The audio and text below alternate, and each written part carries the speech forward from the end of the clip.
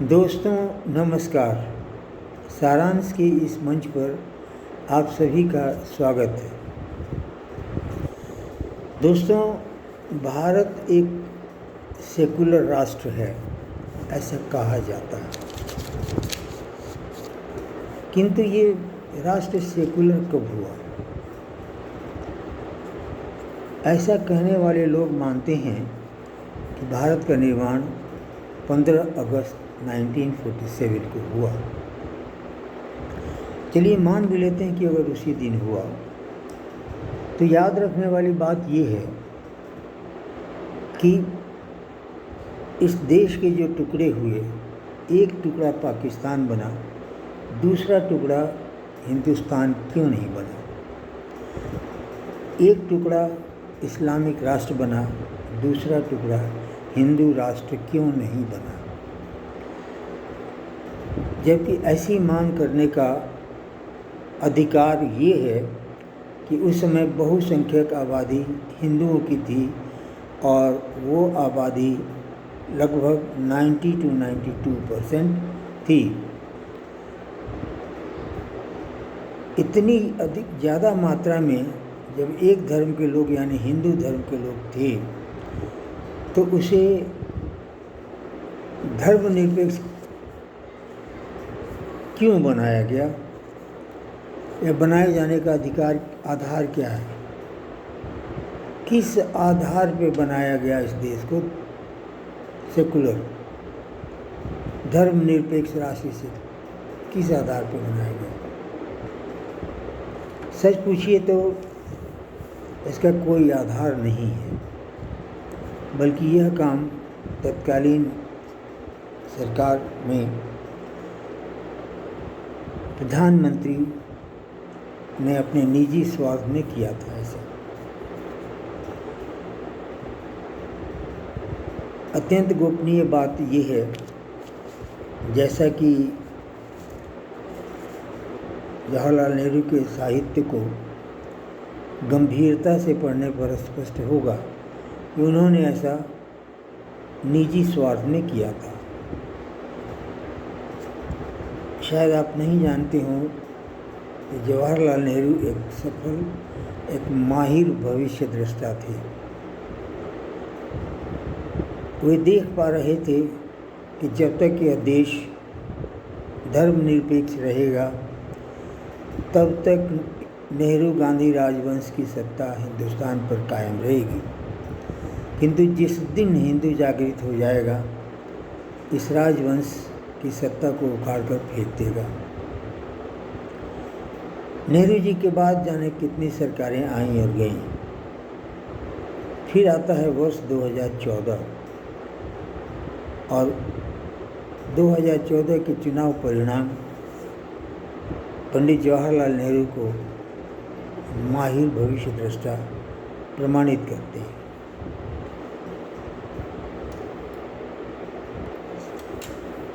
दोस्तों, इस देश को विभिन्नताओं का देश कहा जाता है।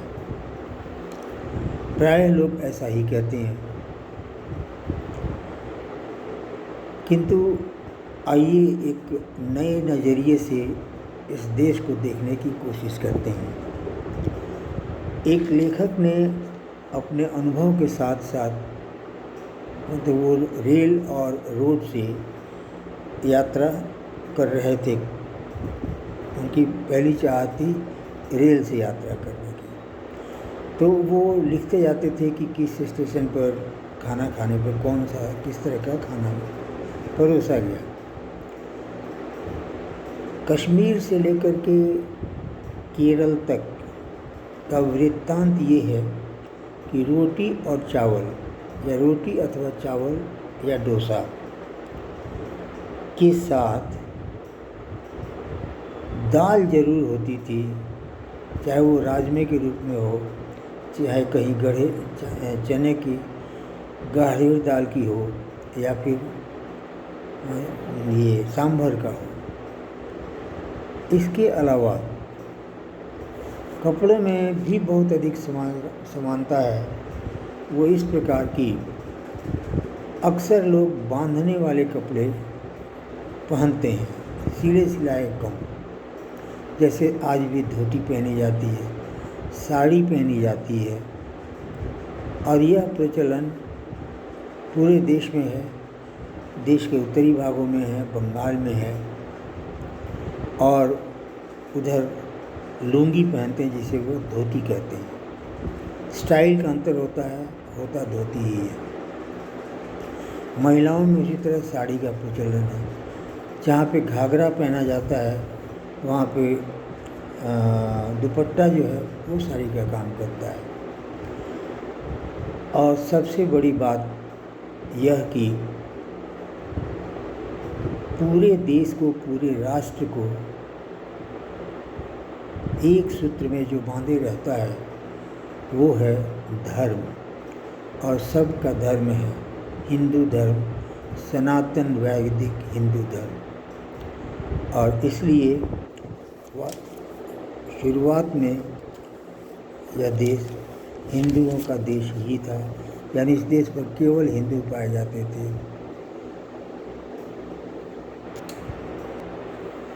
किंतु चलिए इस देश को अगर सेकुलर मान भी लेते हैं तो सेकुलर का अर्थ ये होता है कि कोई भी व्यक्ति या धर्म या मंदिर मस्जिद राजकाज में कहीं से भी हस्तक्षेप नहीं करेंगे। और इसका विलोम भी सही होता है, वो ये कि किसी व्यक्ति के धर्म, मंदिर के मामले में सत्ता पक्ष या राज कोई हस्तक्षेप नहीं करेगा। यह बहुत स्ट्रिक्ट और प्रचलित परिभाषा है सेकुलरिज्म की, धर्मनिरपेक्ष की। किंतु सवाल ये उठता है कि धर्मनिरपेक्ष राष्ट्र में विभिन्नताएं कितनी हैं। राष्ट्र में नहीं बल्कि राष्ट्र के संचालन में, सरकार के रुख में तथा बनाए हुए नियमों में इतनी विविधता क्यों है। डॉक्टर आनंद रंगनाथन, क्षमा कीजिएगा, डॉक्टर आनंद रंगनाथन जो JNU के प्रोफेसर हैं, उन्होंने कहा कि यह देश सेकुलर नहीं बल्कि प्लूरलिस्टिक स्टेट है, जिसमें सेकुलरिज्म के नाम पर या उसके छाये में हिंदुओं पर दमन की प्रक्रिया चलाई जाती है। आइए अब इस देश में सरकार की विभिन्नताओं या सरकारी पक्ष, सरकारी नज़रिए की विभिन्नताओं का जिक्र करते हैं। पहला है हिंदू मंदिरों पर सरकारी नियंत्रण। श्रीमान, सवाल पहला ये है कि हिंदू मंदिरों पर सरकारी नियंत्रण क्यों है। जानना जरूरी है आपका कि केवल 10 राज्यों की सरकारों का 1,10,000 हिंदू मंदिरों पर राज्य सरकार का नियंत्रण है। इसके अलावा तमिलनाडु सरकार 1,78,000 एकड़ मंदिरों की ज़मीन पर कब्जा किए हुई है। कर्नाटक सरकार का 34,563 मंदिरों के प्रबंधन, मंदिरों की ज़मीन इसके पास है।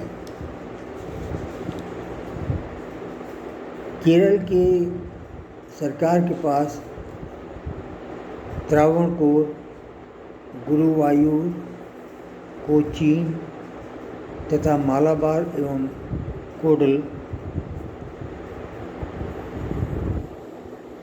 कोडलमडिक्कम के 5 दिवसीय बोर्ड राज्य सरकार के अधीन है। हद तो ये है कि धर्म का नाम अफीम रखने वाले कम्युनिस्ट भी हिंदू मंदिरों से आने वाले धर्म प्रवाह का लोग संवरण नहीं कर पाते, किनारे रखते हैं मार्क्सिज्म और लूट मचाते हैं हिंदुओं के मंदिर पे।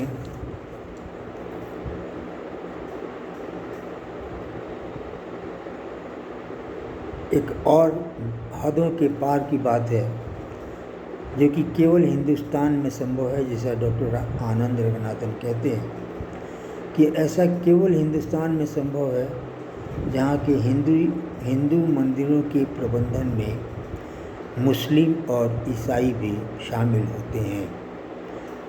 ऐसा उदाहरण आपको कहीं और नहीं मिलेगा।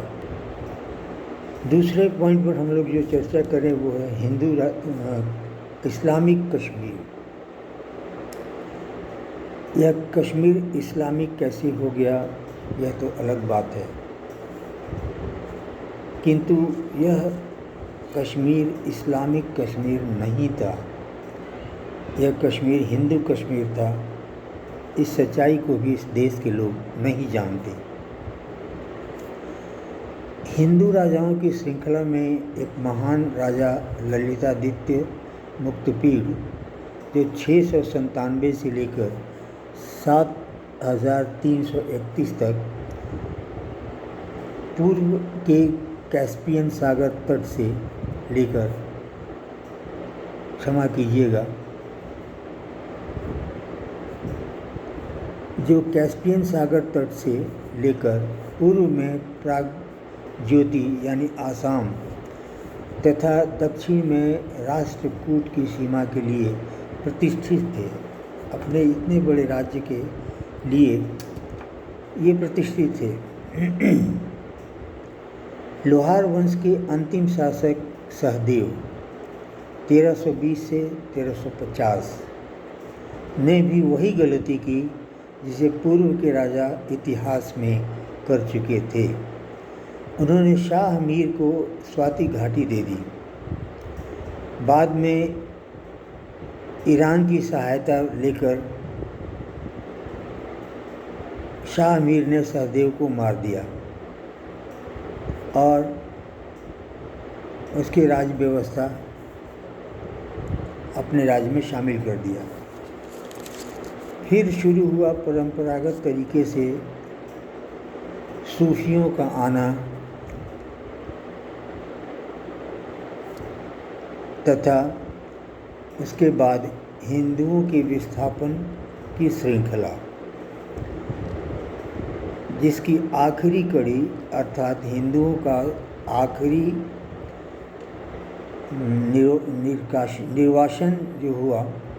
निष्कासन जो हुआ वो 7वां निष्कासन था जो 1990 में हुआ। अभी की हालात में आतंकवादी हिंदुओं को मार रहे हैं, किंतु टूरिस्टों को नहीं। चाहे कोई हिंदू ही टूरिस्ट बनकर क्यों ना आ जाए, उसे वो नहीं मारते। पिछले वित्तीय वर्ष में करीब 1.5 करोड़ टूरिस्ट आए कश्मीर में। यहाँ की व्यापार में उछाल आया और लोगों की आमदनी बढ़ी। आतंकवादी निष्कर्ष ये है कि आतंकवादी ये चाहते हैं कि हिंदू यहाँ से भाग जाएं और फिर टूरिस्ट बनकर आएं, बस वहाँ के ज़मीन पर बसने के लिए नहीं। तीसरा पॉइंट हम लोग डिस्कस कर लें, सरकारी योजनाओं में खास करके से नरेंद्र मोदी के प्रधानमंत्री योजना काल में मुसलमानों की आबादी 14.1% है, किंतु आवास योजना के अंतर्गत 31.3% मकान और मुद्रा योजना के लिए ऋण का 36% मुसलमानों को गया। इसके अलावा वाजपेयी जी का चलाया हुआ शादी शगुन योजना के अनुसार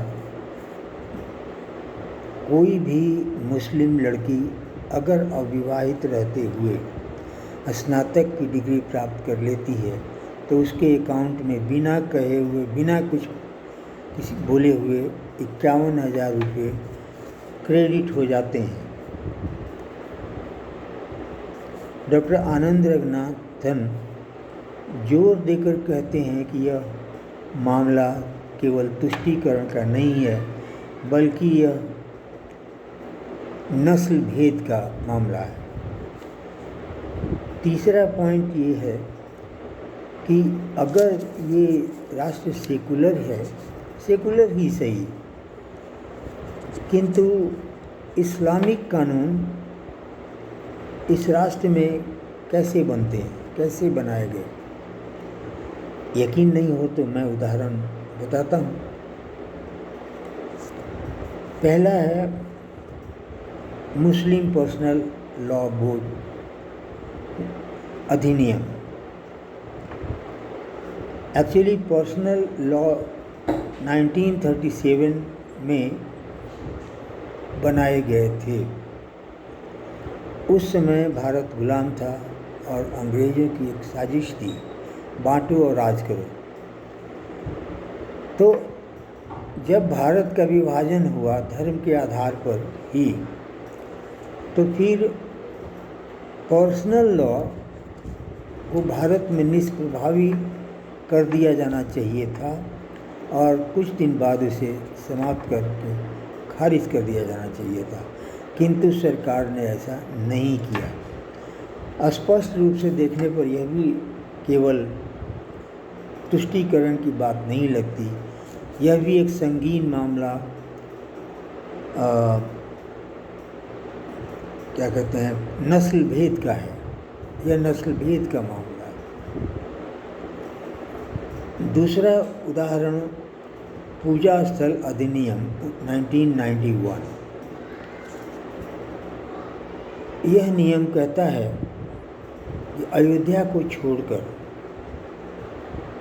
बाकी जितने भी धर्मस्थल या धर्मस्थान या पूजा घर भारत में जिस स्वरूप में 15 अगस्त 1947 को थे, वे अंत तक उसी स्वरूप में रहेंगे। उनका स्वरूप बदलने का किसी को अधिकार नहीं होगा। और यहाँ तक ही नहीं, बल्कि इस मामले पर अगर ऐसा इस नियम के विरुद्ध किया गया या कोई इस नियम के विरुद्ध अदालत में जाता है तो इसकी सुनवाई सुप्रीम कोर्ट तक नहीं की जाएगी। यानी अदालतों को मामला सुनने का अधिकार छीन लिया गया तथा सेकुलर राष्ट्र के नागरिकों से जो ऐतिहासिक अन्याय हुए थे उन्हें सुधारने का या कम से कम उस विषय में अदालत जाने का भी अधिकार सेकुलर राष्ट्र ने छीन लिया। कैसे यह लिंग भेदी नहीं है, क्षमा कीजिए, कैसे यह नस्ल भेदी कानून नहीं है। दोस्तों, नियम ये है कि जब कोई आक्रांता किसी राष्ट्र को अपने अधीन बनाता है तो वहाँ के नागरिकों की प्रताड़ना करता है, उन्हें कई तरह से टॉर्चर करता है, कई तरह से कष्ट देता है, कुछ ऐसे टैक्स लगाता है जिससे उनका जीवन दूभर हो जाता है। किंतु इसके अलावा हर आक्रांता की नज़र मंदिरों पर होती है, मूर्तियों पर होती है। मंदिर तोड़े जाते हैं, मूर्तियां खंडित की जाती हैं एवं उसी के ऊपर से बहुत मामले में गुंबद बनाकर उसे मस्जिद घोषित कर दिया जाता है। यह काम लगभग हर राजा ने किया, किंतु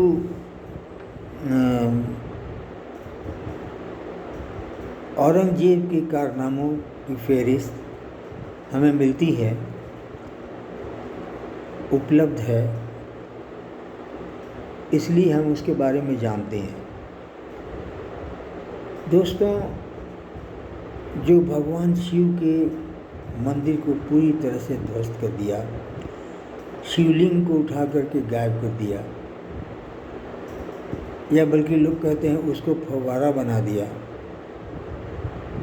तथा उसके ऊपर का गुंबद तोड़ करके दूसरा गुंबद बनाया और उसका नाम ज्ञानवापी मस्जिद रख दिया।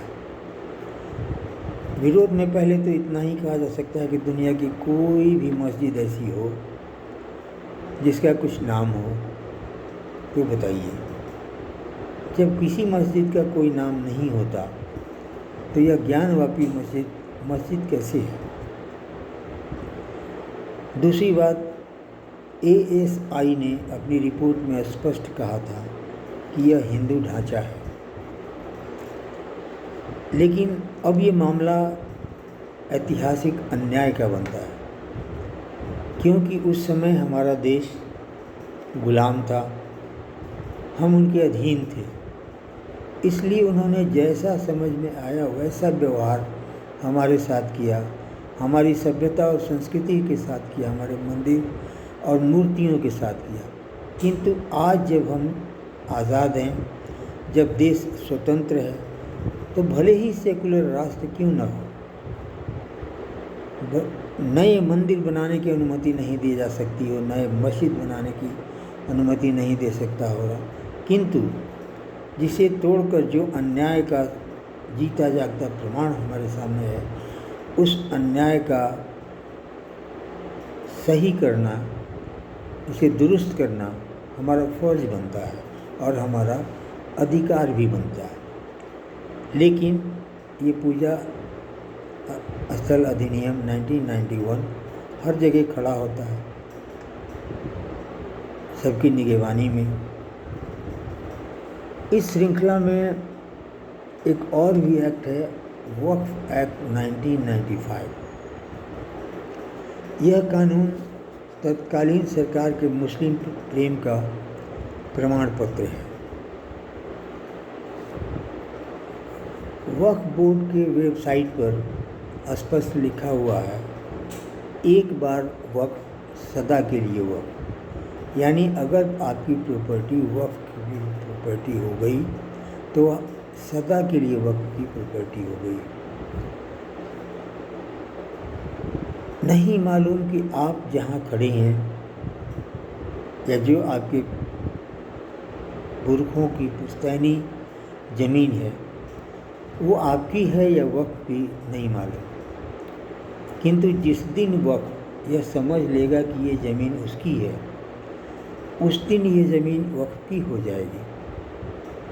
और इसलिए इस आलोक में वक्फ का पदाधिकारी DM को आदेश देगा कि इस स्थान से अतिक्रमण हटा दिया जाए, और अतिक्रमण के नाम पर आप जानते हैं।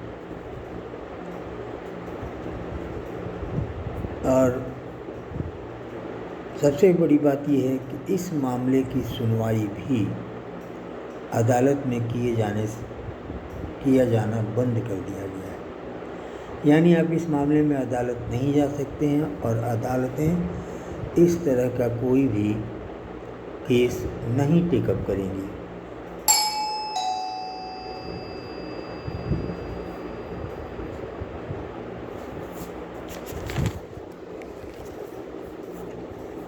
ये है पूरी दास्तान। जो संशय उठाते हैं, जो शक पैदा करते हैं कि क्या वास्तव में यह देश सेकुलर है या प्लूरलिस्टिक है या नस्ल भेदी है, दोस्तों यहाँ तक साथ देने के लिए आपका बहुत धन्यवाद। यह वीडियो यहीं समाप्त होता है। नमस्कार, धन्यवाद।